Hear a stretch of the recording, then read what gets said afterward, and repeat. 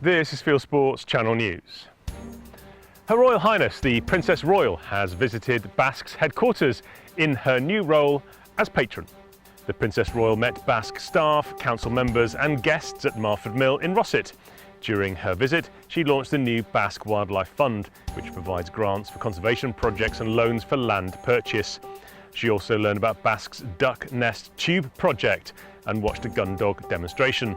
BASC staff showed the Princess Royal the Duke of Edinburgh building that her father opened in 2010.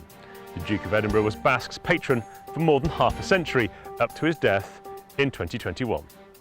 The latest figures show more firearms and shotgun certificates were revoked in the last 12 months than ever before.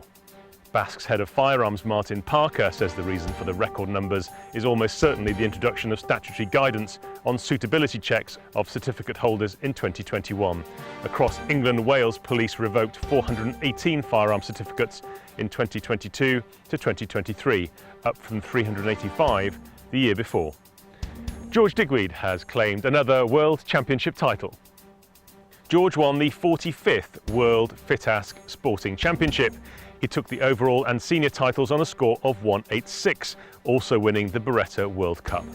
In April 2022, George, who started shooting at the age of 12, became the first sportsman to win world titles in 5 different decades, when he won the Sporting World Championship. His latest wins brings his world titles to 32 world titles, 4 European compact titles and 12 World Cups. He has dominated the world of sporting and FITASC shooting across 5 decades. He's also a keen pheasant, pigeon and fox shooter. More great news for British shooters, and Nathan Hales has won his first World Cup trap gold. He battled heat and fierce competition at the ISSF World Cup in Italy to take his place on the podium. In qualification, he finished in first place with 123 out of 125, with teammate Aaron Heading close behind, with a qualification score of 122. Nathan kept up his incredible performance in the final to drop just one target to end on 49 out of 50. The Chinese guy was pushing me all the way, so I knew I couldn't afford to take my foot off the gas. I just kept focused and kept going all the way to the end. A motion to ban trail hunting by North Yorkshire councillors is anti-rural and a colossal waste of time. That's the view of the Countryside Alliance, which adds that the attempt to ban trail hunting on land owned by North Yorkshire Council would do nothing to help animal welfare and everything to fuel prejudice against rural communities. 10 hunts take part in lawful trail hunting activities across North Yorkshire, as well as local councils. Antis from 30 animal rights groups are targeting national park leaders in England and Wales in a new campaign to end trail hunting. They have formed the new Time for Change coalition against hunting. 2 top clay shooters have been found dead at the clay ground they ran in Lincolnshire. Police named the couple as Rob and Rose Jobson of the White Lodge Shooting School.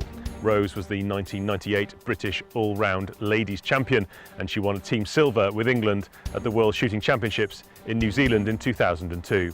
Rob had also represented England and had more than 50 years coaching experience. Humberside Police, which has launched a murder investigation, confirms it's not looking for anyone else in relation to their deaths. A cross-party group of MPs say the government should pay farmers compensation for beaver damage.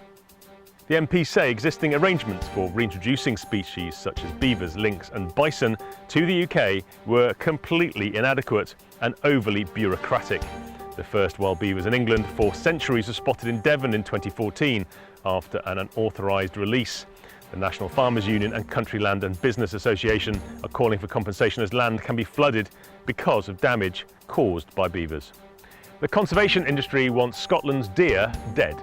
A new report commissioned by the Woodland Trust Scotland says that deer numbers are one of the biggest threats to the survival and expansion of what it calls Scotland's rainforest.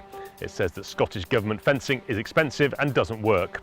It wants local communities to do their own deer stalking and to use drones with thermal cameras to find deer. The Scottish Government is already planning to remove the season for stags and to roll out night shooting of deer. A hike in land prices thanks to government cash for carbon capture schemes is seeing big estates come to market. Dunbeath Castle in Scotland is up for sale for offers over £25 million. The Clifftop Castle has 13 bedrooms and the estate has 28,500 acres of grouse and pheasant shooting, deer stalking, fishing, a farm, and is suitable, says agent Savills, for a peatland restoration project. Meanwhile, agent Knight Frank wants £35 million for the Rothbury estate. The sporting estate, owned by the Percy family for 700 years, is, says the agent, the single largest ring-fenced carbon offsetting opportunity to come to the open market in England for decades. The Hunt Kennels on the estate is already looking for new premises. And finally, the US has caught and killed its longest ever Burmese python. The Southwest Florida Conservancy says the 19-foot-long Burmese python is a new record holder. The snake, which weighed 125 pounds, is part of a booming population of escaped pets that is eating its way through the rest of Florida's wildlife. Jake Wallery and his friends faced a fight to wrangle it. You are now up to date with Fieldsports Channel News. Stalking the stories, fishing for facts.